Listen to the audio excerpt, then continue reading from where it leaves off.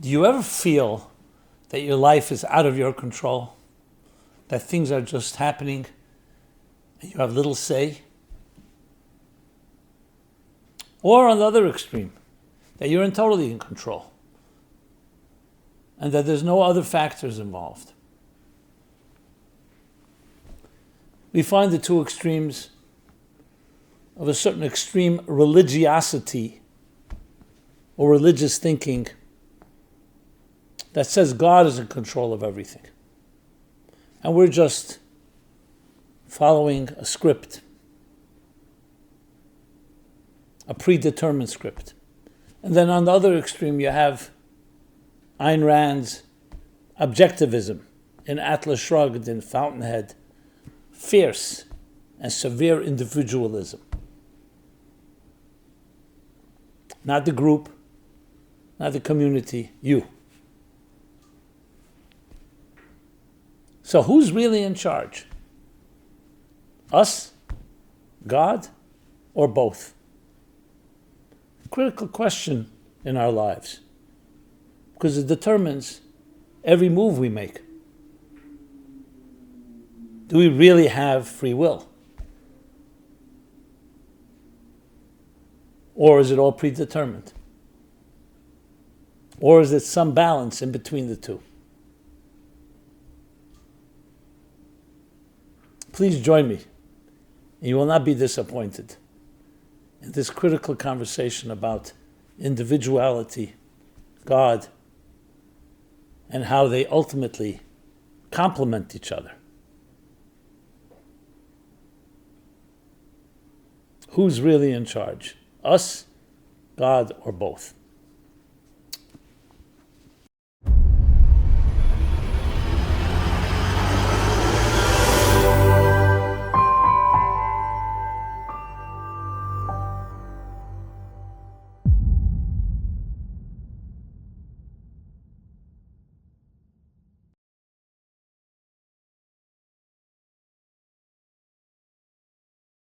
Hi, this is Simon Jacobson, and we will be discussing who is really in charge, us, God, or both. This program is dedicated by Todor Georgiev in honor of the truth that Torah brings into the world.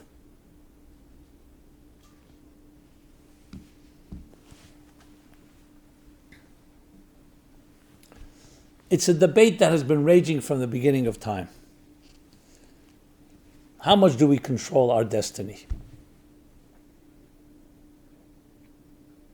If you take a faith-based approach, that God runs the world, then you can argue, as some may argue, that God's in charge of everything. To the point, some will even say, that there's no free will. Obviously, especially from a Jewish perspective, free will is a foundational element that's very much part and parcel of existence. Without it, what's the purpose of it all? That we'd just be puppets or robots playing out a script? Who does that benefit? But then how do you reconcile that free will with an all-powerful and all-encompassing and an omnipresent and an omnipotent God? And then there's the other extreme, captured in many different schools of thought, but we'll use Ayn Rand, objectivism. In her books, The Fountainhead, Atlas Shrugged, the fierce individuality, the individualism, and all based on the mind and personal happiness. And to the extreme, that there is no God. It's all about you control your destiny. Now, both these extremes, as you can imagine, as is usually the case, go too far. They help us. Like I remember once giving a talk, and I asked how many here are extreme right politically and how many are extreme left. And it was around 50-50, and I said thank you, because that's how we know where the middle of the road is, by knowing where the edges are, where the extremes are. But you can learn from them, and then see if we can find a healthy medium. There's no doubt that religion and faith in God is often abused to the point, either in the name of power or in the name of control, or even with good intentions, because people need to be told what to do, that this is what God wants, God runs the world, God controls everything. And your mission is to listen to what God says or what God's people say. Obviously that can be seriously abused, and it has been. Does that leave room for individuality? That's why religion is so often stereotyped as conformist, as community-based, herd mentality. There's no open-minded inquiry. You follow orders. And God runs the world. And you have little say. As we'll see, that is a distorted perspective on religion and faith. The other extreme, which perhaps has rebelled against that extreme absolute authoritarianism exercised by religious leaders, that no one will tell me what to do. We follow our own conscience. We follow our own interests, even if it's self-interest, even if it's selfish or greedy. That's better than someone else telling us what to do. And allowing the individual voice to express itself. In many ways, human rights, the Bill of Rights, and we're talking about just a few hundred years old, was an expression of that type of individuality. But it's interesting, in the very same Declaration of Independence, we also find the statement that all men are created equal. We believe these truths to be self-evident, that all men are created equal and are endowed by the Creator with inalienable rights. So there you have both Creator and inalienable rights. Clearly, a combination of these two. Because what stops individualism or individuality from creating anarchy? Everybody does whatever they want. What about the collective good? And not just because self-interest dictates that we need to coexist and cooperate with each other.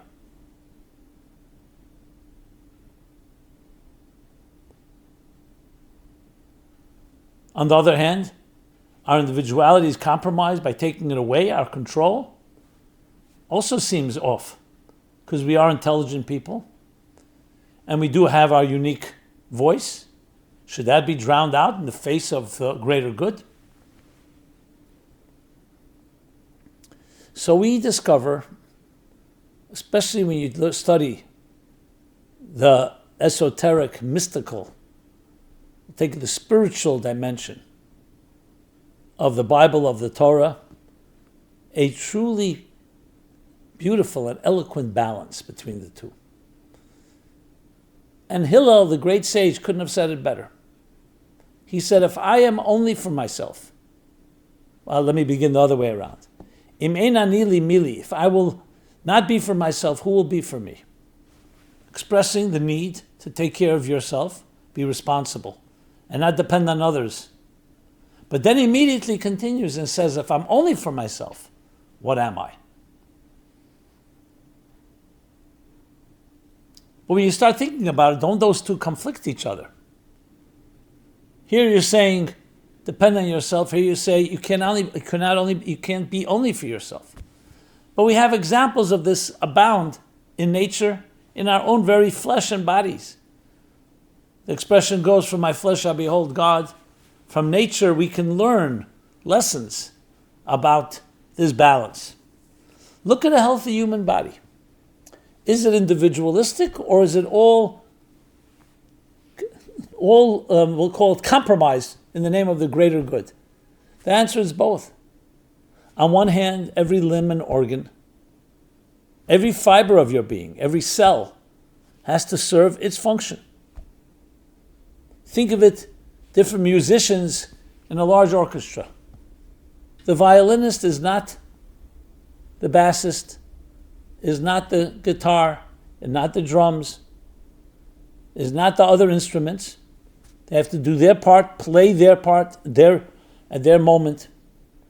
And yet that all comes together in the human body, in a healthy body, in this harmony, where you sense that there's not just a synergy, but a oneness, like the conductor and all those different musicians, as different as they may be, create one beautiful music, one beautiful symphony. Is that a paradox? On one hand, it is, if you think about it. But it's essentially the concept of harmony within diversity. In the words of the Kabbalistic terminology, tiferet. It's actually the essence of beauty. What is beauty? Beauty is not one color or one musical note. Blue may be your favorite color, red, or other colors. But beauty is when you combine many different colors and many hues and shades, the right balance, and you see beauty. Music is not one sound. You play one sound, as nice as it is, it becomes monotonous. It's many different sounds with many different beats and intonations, but combined together creates beautiful music. A beautiful face. Is it the eyes, the nose, the complexion, the chin, the ears, the forehead? The combination of all of them. So a person can have beautiful eyes. They can have other beautiful parts of the body or parts of the face. But a beautiful face is a combination, a certain balance, a synchronicity. And the same is true in life. Well, let's start with in general nature. Look at nature, the ecosystem. How many species are there? Millions, billions maybe.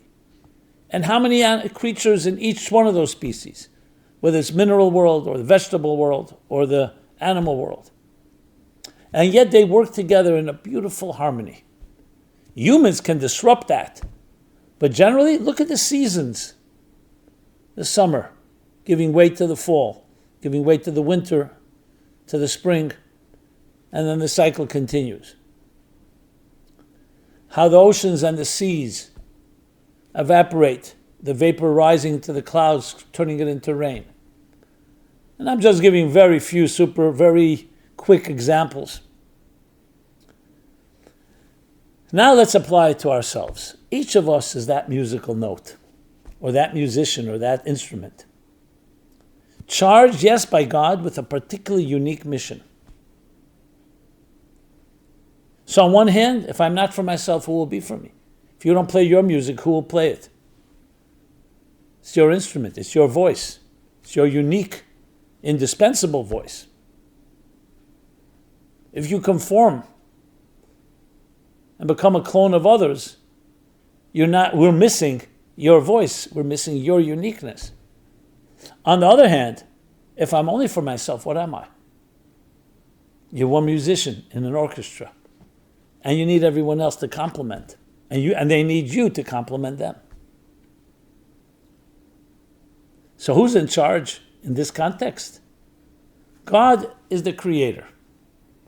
But he didn't create us as puppets or robots. God created us as individuals, each unique, no two people are alike, with a free will to choose. Yes, we don't choose whether we have blue eyes or brown eyes, or how tall we'll be, or which family to be born, or what generation, or what century and what year you'll be born. But we choose right and wrong. Our moral choices are ours. So on one hand, we have a very strong individual spirit, and that is part of the plan. Conformity counters the individuality that each of us has to express. Singing your song, but at the same time, it comes with humility. It's not some type of arrogant self-worship. It's recognizing there is a conductor, there is a higher force, and there are other individuals that also have their uniqueness, and we need each other, and they need us. So you say, who's in charge in life? The answer is both. In the proper balance, we're given blessings, we're given life, we're given health, resources, tools, intelligence, feelings. But then we, as partners, that's the expression used, we're partners with the divine in creation. As partners, we take these resources and we develop them. So we did not create this world. We are part of the creation. We were placed in a garden. The garden was ready. Trees, saplings, fruits, vegetables. But we are gardeners, and we take what we're given and develop it even further. And that's up to us. Or, God forbid, we can destroy. That's our choice. So we absolutely control our destiny in the sense, not what will come your way, your circumstances, but how you navigate them. And there you have a balance of both. The challenge or the problem is we make our choices sometimes based on distorted objectives, self-interest, the temptations of the moment, instant gratification, different distractions that seduce us. This can also include our different fears and insecurities that shape our lives. And there we begin to wander away off the reservation, not playing your instrument. So imagine you're sitting in an orchestra and there's something distracts you, and you're not playing your moment comes and you're not doing what you need to do. What do you think happens? It upsets the balance. So life is about that balance, and when we do waver, to reclaim, rediscover, revisit, and repair, to regain that balance and have that harmonious, healthy life, which combines the very individual who you are, and actually because it has a divine element in it, it's a divine right, the human rights, the inalienable rights that you have. Not just because you feel good about it and you can do whatever you like and you can be as happy as you wish, but because it's actually divinely ordained that you be an individual. And yet at the same time, that also leads to a deep humility, recognizing, wow, I was blessed and given this, not my own making. I recognize that it comes from a greater place. And I'm honored to be part of this divine and cosmic symphony. That's the balance. And yes, humility is a key element here. But humility does not mean self-effacement. It doesn't mean low self-esteem. It doesn't mean you become a doormat and you're worthless. It means that you're tremendously necessary and indispensable, but not due to your own making, because that's the plan. So when it says Moses was the most humble person on earth, and yet of course he knew his strengths, because humility does not mean self-delusion. It doesn't mean you don't know that you don't have no. It doesn't mean you feel you have no strengths. It doesn't mean you have no self-esteem. It means those strengths were given to me as a gift. And if someone else received that gift, they may have done better than I. And there you have the balance. And indeed, is that humility, or what we've often referred to using the Hebrew, the Hasidic term, bittul. The bittul, suspending yourself in the face of something greater, recognizing you're part of a greater reality. And then your individuality becomes even more intense and more necessary, while also not becoming arrogant. You're not a self-made person. You recognize it's a blessing from above, but that blessing gives you the credence and gives you the value, that indispensable, unique, individual value. So who's really in charge? God could, of course, created a world where he's in charge of everything, and that's that. But he didn't do it that way. He delegated, empowered. And you can find business models for this. There are in companies, you find leaders, CEOs, department leaders, at their best, even though they're in control and they can hire and fire, and run the show. They are in charge, but they empower.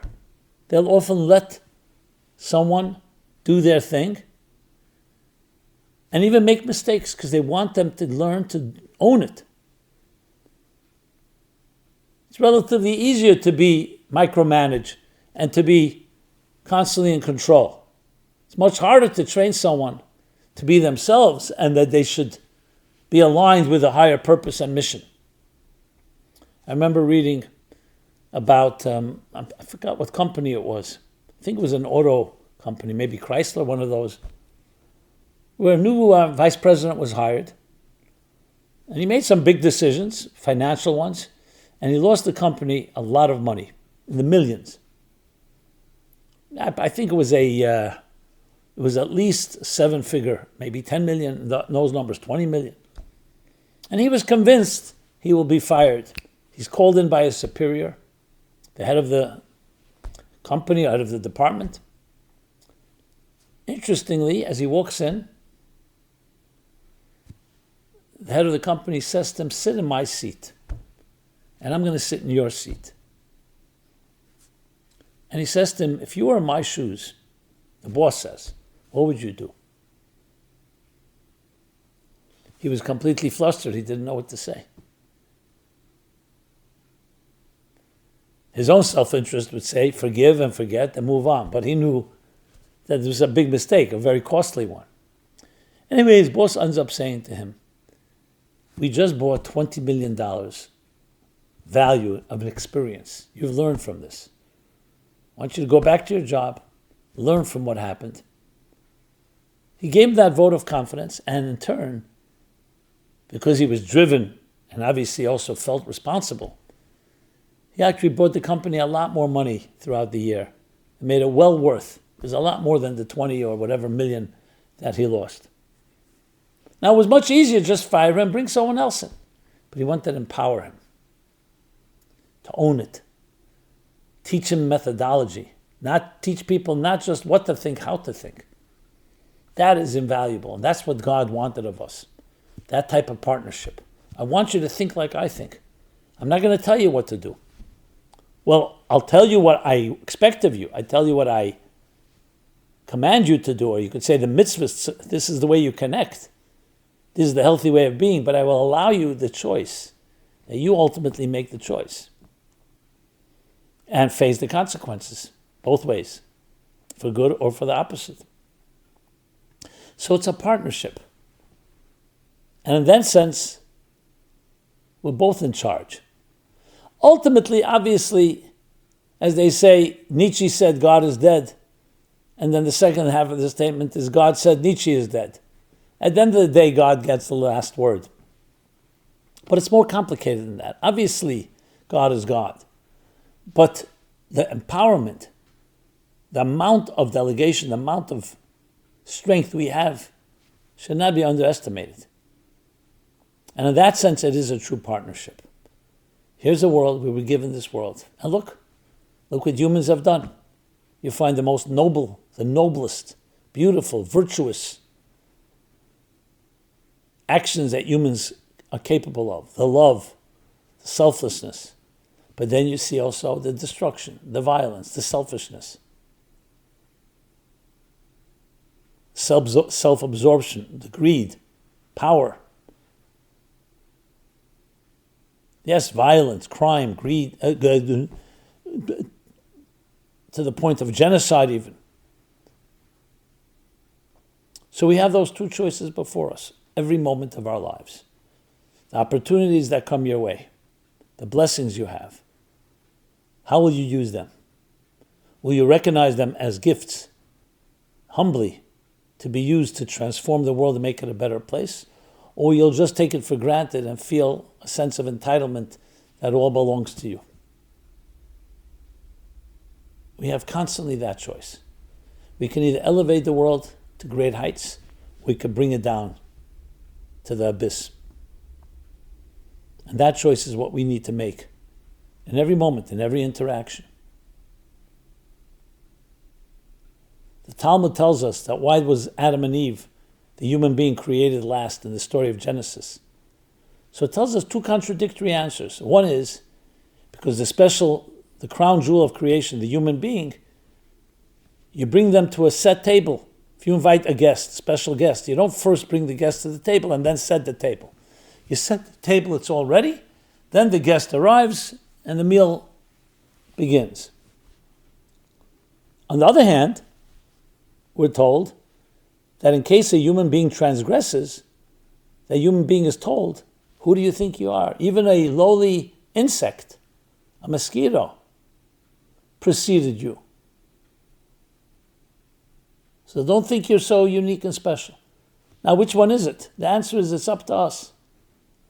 If we transform the world and use it for the positive, then the world thanks us for elevating it.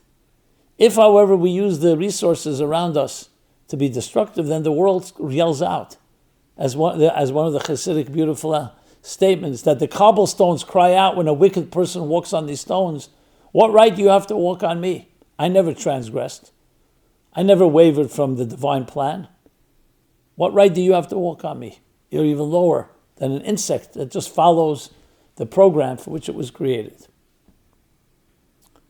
This, my friends, is our choice. And that's why the power of prayer is so strong. We can pray and we can actually change destiny. The partnership, both are in charge. And that just adds to the responsibility that each of us carries. In the words of Maimonides, that one good deed, one good word, one good thought can tip the scale and bring personal and global redemption. Thank you. This has been Simon Jacobson. MeaningfulLife.com is our website. Now AI, powered by AI, as well as obviously you can use your own navigation, but you can type in any query, any prompt, and you'll be able to access all the content. So just go to MeaningfulLife.com. If this message was meaningful to you, please share. Please subscribe to our offerings, subscribe to our YouTube channel. And I'd love to hear your feedback, your comments, your suggestions, your thoughts. We're in it together. The symbiosis, the synthesis, the harmony within diversity. Be blessed and be well. This program is brought to you by the Meaningful Life Center. Please help us continue our programs. Make even a small contribution at meaningfullife.com/donate.